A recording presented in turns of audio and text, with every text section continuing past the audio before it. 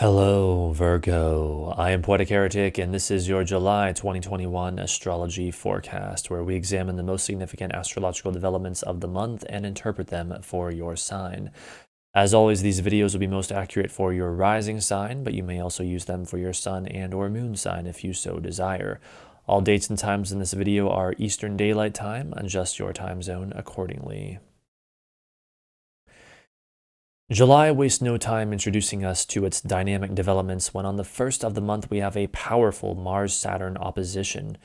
This manifests as an event involving action, motivation, anger, or desire, as well as authority, obstacles, limitation, or reality, where someone or something challenges you in the area of how you spend time alone, illness, or your enemies, and or your work, health, schedule, or day-to-day activities, forcing you to make a decision that ends up affecting your partner's money, business, or issues of life and death, your communication, short-distance travel, or what is familiar to you, your creative self-expression, and or your work, health, schedule, or day-to-day activities.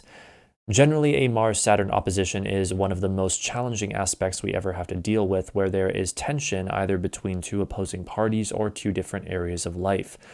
One of these, represented by Mars, wants to push forward, while the other, represented by Saturn, wants to put on the brakes. We should not assume this spells total disaster, for while the event itself may be very stressful or difficult, it often results in necessary changes. There are, however, a couple curious details to this Mars-Saturn opposition that makes it unique. First of all, Venus is with Mars applying to an opposition with Saturn also. More on this in a minute. Second of all, notice the moon is in soft aspect to both Venus and Mars as well as Saturn. The orb for the sextile to Saturn from the moon is too wide to show in the chart on screen, but it is still very much there. The meaning, at least to me, couldn't be more obvious. During this time of tension between Mars and Saturn, there appears to be a third party who enters into some kind of negotiation or mediation between those represented by Mars and Saturn. This quote-unquote outside force, represented here by the moon, will likely try to help both sides find reconciliation. Now let us look at the chart for when Venus is perfectly opposite Saturn. Again, though the moon has changed signs, it is still in soft aspect to both Venus and Saturn, as well as Mars at this time.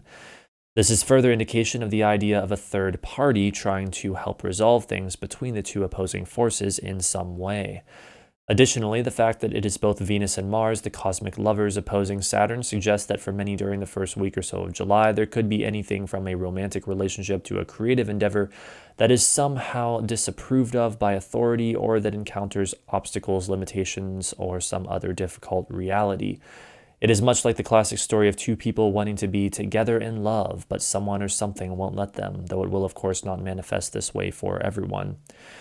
The technical delineation of Venus opposite Saturn is an event involving love, pleasure, creativity, or relating to others, as well as authority, obstacles, limitation, or reality, where someone or something challenges you in the area of how you spend time alone, illness, or your enemies, and or your work, health, schedule, or day-to-day activities, forcing you to make a decision that ends up affecting your beliefs, spirituality, ideals, or what is foreign to you, your money, values, or resources, your creative self-expression, and or your work, health, schedule, or day-to-day activities. Generally, a Venus-Saturn opposition, in addition to what we have already gone over, represents a situation where getting what we desire is limited in some way. We want it, but we can't have it, or we have to go to great lengths to get it. This aspect is also what we often see when there are challenges or tension in relationships. Though this aspect perfects on July 6th, as I mentioned before, with the involvement of the moon and Mars, the whole first week or so of July will contain this combined Mars opposite Saturn and Venus opposite Saturn energy. On July 9th at 9:16 p.m., we have the new moon in Cancer. The new moon represents the beginning of a new month-long cycle, and with this new moon taking place in your 11th house of groups, you can expect new beginnings in the area of your friends, groups, community, or social networking. Interestingly enough, this new moon is not really aspecting anything except for technically being trine Jupiter by sign. It is an aversion to everything else. This gives us a much more pure Cancer new moon. This is a new moon that is all about nurturing something in safety so that it may grow. Done well, that which is nurtured and protected will grow very strong and powerful. Therefore, I see this new moon as a time of much-needed peace and replenishment after the stress and challenges of the previous days. On July 13th at 9:32 a.m., we have Venus perfectly conjunct Mars. The cosmic lovers seem to be stealing the show somewhat this month. This manifests as a fusion of energy involving love, pleasure, creativity, or relating to others, as well as action, motivation, anger, or desire in the area of how you spend time alone, illness, or your enemies. Or really, I should say, how you spend time alone, physical or mental illness, spirituality, transcendence, or your enemies, just to elaborate on it a little bit. That ends up affecting your beliefs, spirituality, ideals, or what is foreign to you, your money, values, or what you have, your partner's money, business, or issues of life and death, and or your communication, short distance travel, or what is familiar to you. Generally, a Venus-Mars conjunction has to do with intensely creative energy. This is very often when we see something new created. As the implication goes with these two planets, it may have to do with a romantic relationship, though it just as easily can be the creation of something else entirely. Whatever it is, this is fun, playful energy that is so often, again, intensely creative. On July 23rd at 10:37 p.m., we have the full moon in Aquarius. The full moon is the point in the current lunar cycle where the energy peaks, a time of heightened activity. With this full moon occurring in your 6th house of work, you can expect things to come to a head in the area of your work, health, schedule, or day-to-day activities. The full moon in Aquarius represents a time of intellectual detachment and future-oriented thinking. It excites our minds for the future, for new and innovative possibilities. It also plays upon the dynamic between the love for and connection with all of humanity and the more personal, heartfelt love of an individual for another individual.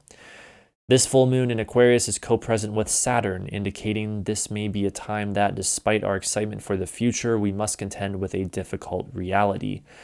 Additionally, Venus has just opposed Jupiter the previous day, indicating that this is also a time where our wants or desires may conflict with our worldview, knowledge, or beliefs.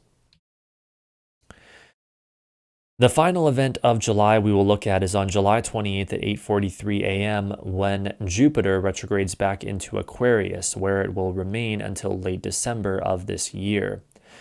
This means that any good fortune that Jupiter brought over the past 1 or 2 months to your major relationships may diminish somewhat while Jupiter returns to your 6th house to finish unfinished business in the area of your work, health, schedule, or day-to-day activities. This represents a continuation and or return to a theme explored in this area of your life from about mid-December of 2020 to mid-May of 2021. The stretch of time that Jupiter remains back in Aquarius, again from late July through late December of this year, will be the last time Jupiter is in Aquarius this cycle, meaning that by December its work there will be finished, as will the particular theme or activity it represented for you. In general, Jupiter's return to Aquarius isn't the most heartening news, for it is leaving its domicile of Pisces where it is most happy and effective, and instead is having to return to a sign that it isn't fully comfortable in, and worse, a sign that Saturn not only rules but presently continues to transit. We will see this individually and collectively as the overall optimism levels drop somewhat in the coming months. However, the good news is that at the end of the year when Jupiter returns to Pisces, there will again be a significant shift in the energy much towards the positive as we have seen over the past 1 or 2 months, and we will all benefit from it.